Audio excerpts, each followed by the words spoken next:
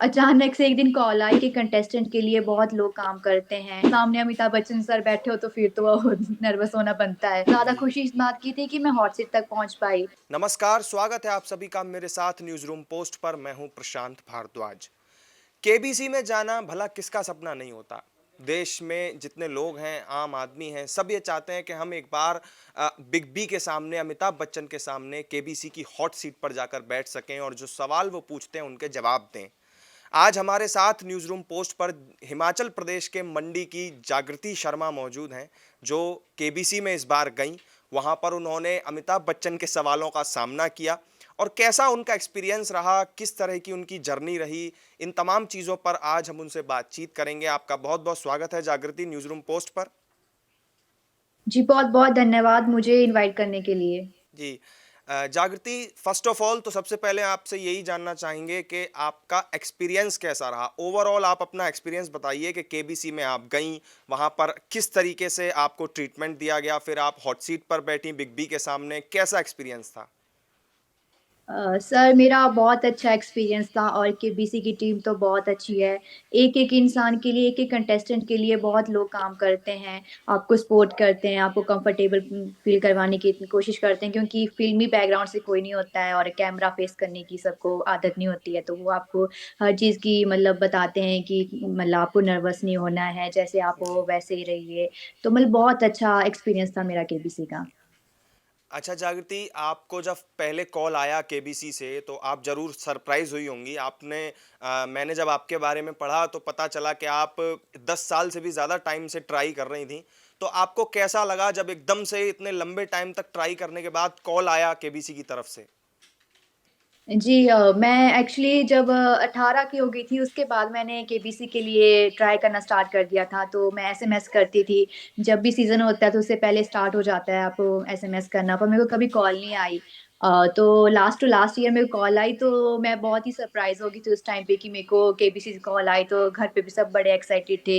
तो उस टाइम पे मैं पीआई तक ही पहुँच पाई थी और इसका आगे का सफ़र नहीं कर पाई थी। और लास्ट ईयर मेरे को दोबारा कॉल आई तो उस टाइम पे मैं पैनल तक पहुँच पाई, पर इस बार मेरे को उम्मीद नहीं थी क्योंकि मुझे लगा लास्ट ईयर तक मेरे को चांस मिला था, मैं पैनल तक पहुँच पाई थी। बहुत लाखों लोग कोशिश कर रहे होते हैं, तो शायद इस बार मेरा नंबर नहीं पड़ेगा। इनफैक्ट मैं पहले बोल भी रही थी कि मेरे को प्ले लॉन्ग नहीं खेलना है इस बार क्योंकि मैंने लास्ट ईयर भी ट्राई किया था। 1 ही दिन होता है आपके पास, उसमें मैक्सिमम आपको 2 ही चांसेस मिलेंगे।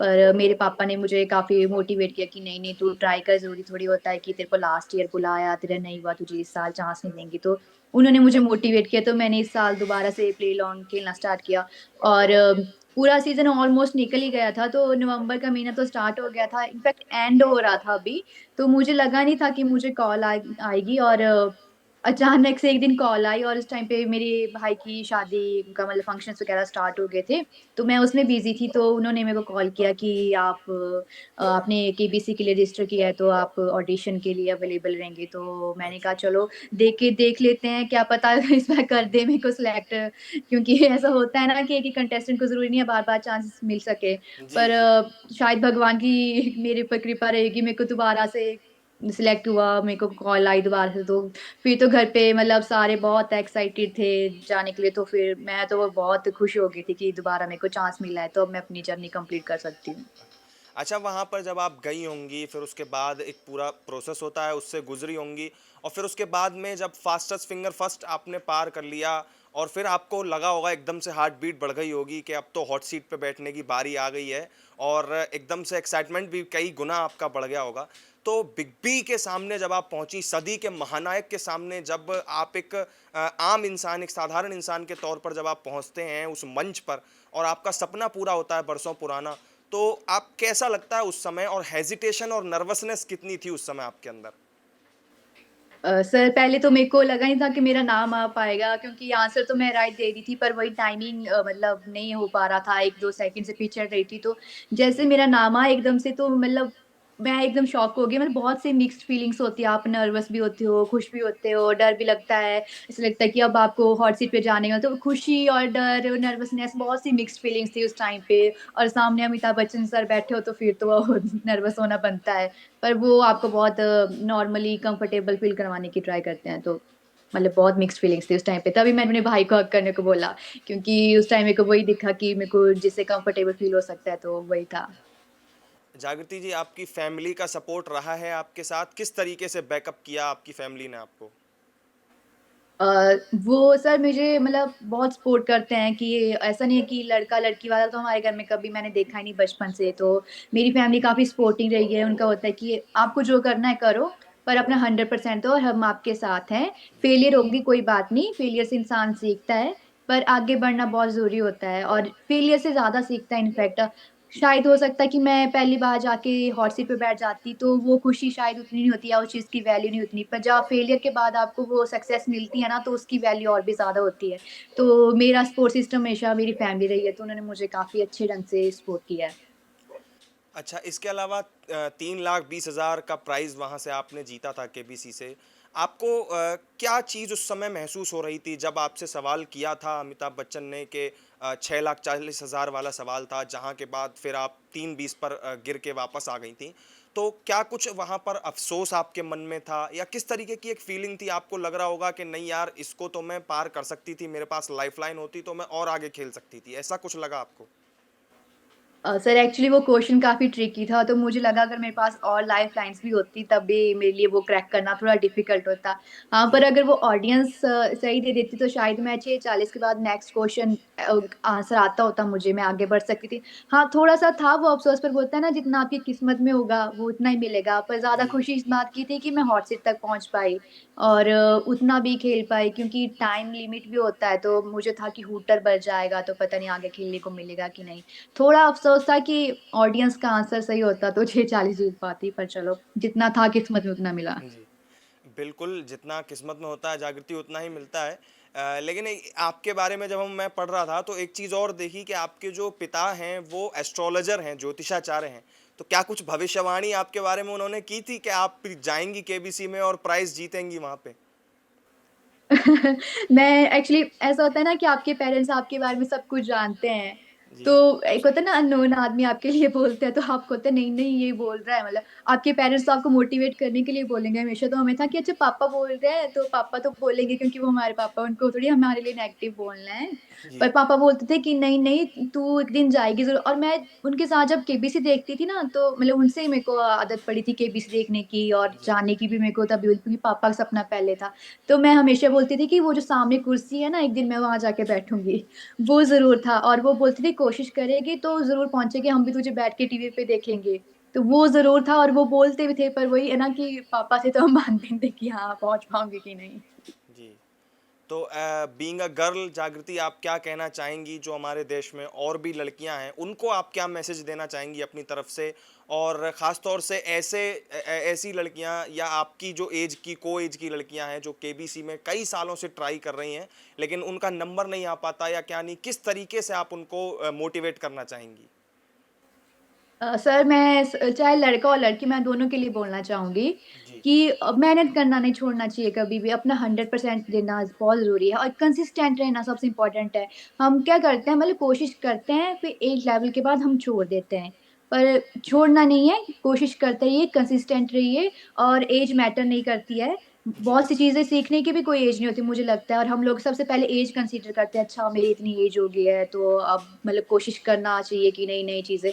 तो मुझे लगता है पहले तो ऐज को साइड रख दीजिए और कंसिस्टेंट रहिए और पूरा फ़ोकस रखिए और मेहनत से कीजिए। ज़रूर सक्सेस एक दिन मिलेगी। तो वो बहुत ज़रूरी है। और ख़ासकर मुझे लगता है गर्ल्स के लिए बोलना चाहूँगी मैं कि अपनी जो आइडेंटिटी है वो खुद बनाना बहुत ज़रूरी है। पैसे के लिए नहीं बोल रही हूँ मैं कि मतलब पैसा बहुत कमाना चाहिए, पर मैं चाहती हूँ कि लड़कियाँ ना मतलब सिर्फ़ अपने पापा के नाम से या कि अपने हस्बैंड के नाम से जाने। उनके नाम जी, से जानना भी कोई बुरी बात नहीं है, पर अपनी एक सेपरेट आइडेंटिटी होना बहुत ज़रूरी है। तो मुझे था कि मुझे अपनी आइडेंटिटी बनानी है, मुझे सिर्फ़ अपने पापा की बेटी नहीं बनना है या फिर इन द फ्यूचर किसी की सिर्फ़ वाइफ़ के नाम से नहीं जानना चाहती थी मैं। तो मुझे अपनी आइडेंटिटी बनानी, तो मैं सभी गर्ल्स से बोलना चाहूँगी कि प्लीज़ अपनी आइडेंटिटी बनाने के लिए कोशिश कीजिए। तो अब आगे के लिए क्या तैयारी है जागृति आपकी? अब करियर को लेकर के क्या प्लानिंग है? सर अभी तो हम बिज़नेस स्टार्ट किया है, हमें अभी 1 डेढ़ साल हुआ, तो फिलहाल जी, उसको ग्रो करने का मतलब प्लान है कि उसको नेक्स्ट लेवल लेके जाना है। अभी ज़्यादा टाइम नहीं हुआ है, अभी सीख रहे हैं, तो अपना और स्पोर्ट्स मुझे लगता है कि काफ़ी अच्छी फ़ील्ड है। यूथ के लिए भी, मतलब मेंटल हेल्थ के लिए और फिजिकल हेल्थ के लिए, दोनों के लिए। तो मैं चाहती हूँ कि ज़्यादा से ज़्यादा लोग स्पोर्ट्स में जाएँ, और हम बस स्पोर्ट्स का बिज़नेस तभी उसी कॉज़ को उसके लिए सपोर्ट कर रहे हैं। तो जागृति, मंडी बारे में खास तौर से हम ये जानना चाहेंगे, चूंकि आप वहीं की रहने वाली हैं और वहाँ के व्यंजनों के बारे में भी बिग बी ने आपसे सवाल किया था, आपसे बातचीत की थी। तो मंडी के व्यंजनों के बारे में आपने उनको तो बताया, अब हमें क्या बताना चाहेंगी कि मंडी अगर कोई आए तो वहाँ पर क्या कुछ स्पेशलिटी है, क्या कुछ व्यंजन है, और बिग बी के सामने भी जब आपने बताया था तो उस मोमेंट को भी थोड़ा डिस्क्राइब कीजिएगा। सर, जब मैंने बिग बी के सामने मेंशन किया था, तो स्पेशलिटी हमारी मंडी की धाम है। तो धाम में हमारे मतलब बहुत सी डिशेज़ इंक्लूड होती हैं, तो मैंने उनको उसके बारे में बताया था, जैसे कि बदाने का मीठा होता है, और सेव बढ़िया होती है, कद्दू का खट्टा होता है, जी। और कोल का खट्टा होता है, धोतुआ दाल, मटर पनीर, राजमा जैसे माँ की दाल, मतलब वो चीज़ें इसमें इंक्लूड होती है। और उसमें जो स्पेशलिटी है कि वो खाना बिना प्याज़ लहसुन के बनाया जाता है, और उसके बाद भी बहुत स्वादिष्ट होता है। और उसको हम बटलुई में बनाते हैं, मतलब बड़े-बड़े बर्तन होते हैं, उसको जी। आग के ऊपर पकाया जाता है, तो उसका फ्लेवर ही अलग होता है। और उसको जिनको जो लोग उनको बनाते हैं, उसको बोटी बोला जाता है। तो मैंने इसके बारे में मेंशन किया था, तो अमिताभ बच्चन सर को सुन के बहुत ही वो लगा कि उनको भूख लगी, बोलते हैं खाने डिशेज़ को सुन के, तो बोलते चलो, जी। चलो लंच करते हैं। तो उनको खाने मैंने कहा जब भी मंडी आओगे ज़रूर ट्राई करना। तो जो भी मंडी आएगा हिमाचल में, मतलब बहुत अलग-अलग जगह पे धाम अलग-अलग होती जी। है। तो आप जिस भी डिस्ट्रिक्ट में जाएँ प्लीज़ ट्राई कीजिए, हिमाचल की स्पेशलिटी है। अच्छा। अच्छा जागृति, एक कॉमन मैन, मान लीजिए कोई भी आम आदमी है, हम हैं, आप हैं, तो हम जब भी मान लीजिए बिग बी के सामने जाते हैं, और ख़ास तौर से हॉट सीट पर भी आने से पहले जब फास्टेस्ट फिंगर फर्स्ट वाली जो वो मोमेंट आती है, जो सवाल आता है, तो उसमें आपने भी जवाब दिया, बाकी आम लोग भी वहाँ जवाब देते हैं। तो उसमें मतलब किस तरीके की फीलिंग एक तरीके से अंदर से आती है, वो मैं थोड़ा-सा आपसे जानना चाहता हूँ। हमारे दर्शकों को आप बताइए कि वो फीलिंग, क्योंकि बहुत तेज़ जवाब देना होता है, 10 सेकंड के अंदर जवाब देना होता है, थोड़ा-सा भी सेकंड एक इधर-उधर हो जाए, तो फिर उसका खामियाज़ा भुगतना पड़ता है। तो उस समय क्या फीलिंग आती है और उसको टैकल कैसे करना चाहिए जब आपके सामने अमिताभ बच्चन खड़े हों ख़ास तौर से? जी, जी। जैसे एक तो सबसे पहले अमिताभ बच्चन सर आते हैं, तो उनका तो चार्म ही अलग होता है, तो मतलब आप उनको देख के ना थोड़ी देर तो धड़कन रुकने वाला वो हो जाता है। पर जी। जब क्वेश्चन आता है और वो जो टोन बजती है ना केबीसी की, तो एकदम से हार्ट बीट फ़ास्ट हो जाती है। बट जो उसको मेरे को लगता है मेन क्रैक करने का, कि उस टाइम पे सब भूल जाए कि सामने आपके कौन है, ऑडियंस है, स्टूडियो में बैठे हो आप, तो मतलब आपका पूरा फ़ोकस ना स्क्रीन पे होना चाहिए। बाकी वो जो 10 सेकंड है, उस टाइम पूरी दुनिया को भूल जाइए, सिर्फ़ वो क्वेश्चन और आपके बीच में, मतलब कुर्सी के बीच में वही 10 सेकंड है आपके, तो बस आपका फ़ोकस पूरा क्वेश्चन पे होना चाहिए। तो और सबसे पहले जितनी जल्दी हो सके उसको अरेंज करके लॉक करने की ट्राई कीजिए। और एक बार लॉक करके, जो मैंने एक्सपीरियंस किया, कई बार क्या होता है आपका टच नहीं ढंग से, मतलब उसको लॉक कर पाता है, जी, तो जी। 1-2 बार उसको प्रेस कर दीजिए, तो वो लॉक हो जाता है। बाकी वहाँ पर किसी भी तरीके से आपने कभी ये महसूस नहीं किया कॉन्फिडेंस आपका जो है वो थोड़ा डाउन हुआ हो, या कोई इस तरीके का मोमेंट जब आपको लगा हो कि नहीं यार ये चीज़ मुझसे मिस हो गई, या कहीं पर भी आपने कभी वहाँ पर कॉन्फिडेंस, आपका कॉन्फिडेंस लेवल कभी नीचे आया था क्या? जब फास्टेस्ट फिंगर फर्स्ट हुआ था, तो उस टाइम पे मतलब मेरा क्वेश्चन तो राइट था, पर मेरा नाम नहीं आ पाया था। तो मेरा कॉन्फिडेंस थोड़ा लूज़ हो गया था कि सेकंड चांस मिलेगा कि नहीं, क्योंकि फर्स्ट कंटेस्टेंट पे बहुत मैटर करता है, वो कितना खेलते हैं, कहाँ तक जाते हैं और कितना टाइम बचता है, तो तभी दूसरा कंटेस्टेंट जा पाएगा। हाँ, तो उस टाइम पे थोड़ा कॉन्फिडेंस लूज़ हुआ था कि अब 9 लोग बाकी बच गए हैं, शायद जी। 1 चांस और है, मुझे मिलेगा कि नहीं, तो उस टाइम पे नर्वसनेस थी। जी। इसके अलावा जागृति, जब आप घर लौट करके आईं वापस अपने मुंबई से, और फिर उसके बाद घरवालों से मिली, परिवार से मिली, रिश्तेदारों से, दोस्तों से, सबसे आपने मुलाकात की होगी, तो सबका रिएक्शन कैसा था कि आप अमिताभ बच्चन से वहाँ मिल कर के आई हैं, केबीसी में खेल करके आई हैं, तो कैसा रिएक्शन था सब लोगों का? सर बहुत खुश थे सब जब हम घर आए, तो मेरी फैमिली वाले तो स्वागत करने के लिए सड़क पे खड़े हुए थे। तो मतलब मेरे जो अपने लोग हैं वो सारे सबसे पहले तो वेलकम के लिए खड़े हुए थे कि आप हॉट सीट पे पहुँचे, वही बहुत बात है, आप कितना जीत के आए वो मैटर नहीं करता है फिलहाल। तो जितने भी मतलब सबकी कॉल्स आ रही थी कि आप वहाँ जाके आए, कांग्रेचुलेशन बोलने के लिए, मतलब सब बहुत खुश थे। जी, बिल्कुल। बहुत-बहुत शुक्रिया जागृति आपका हमारे साथ जुड़ने के लिए, हमसे बातचीत करने के लिए। तो जागृति शर्मा थी ये, जिन्होंने केबीसी में इस बार जाकर के 3,20,000 रुपए की जो प्राइज़ मनी है वहाँ पर वो जीती। और सभी लड़कियों के लिए एक तरीके से एक मिसाल है जागृति, कि किस तरीके से अपनी हिम्मत को नहीं हारना चाहिए। 10 साल से भी ज़्यादा वक्त तक वो लगातार केबीसी के लिए ट्राई करती रहीं, लेकिन अब आखिरकार जब उनका नंबर लगा तो फिर वहाँ पर उन्होंने अपनी अपनी इंटेलिजेंस से, अपनी बुद्धिमत्ता से उन्होंने जो वहाँ पर 6,40,000 रुपए के सवाल पे आकर वो फंस गईं, और 3,20,000 रुपए की जो प्राइज़ मनी थी वहाँ पर केबीसी में जागृति जीत करके लेकर के आई हैं। तो बहुत बहुत शुक्रिया आप सभी का हमारे साथ जुड़ने के लिए। फिर जुड़ेंगे आपसे न्यूज़ रूम पोस्ट पर किसी और बड़ी खबर के साथ, उसकी चर्चा के साथ। तब तक के लिए दीजिए इजाज़त। नमस्कार।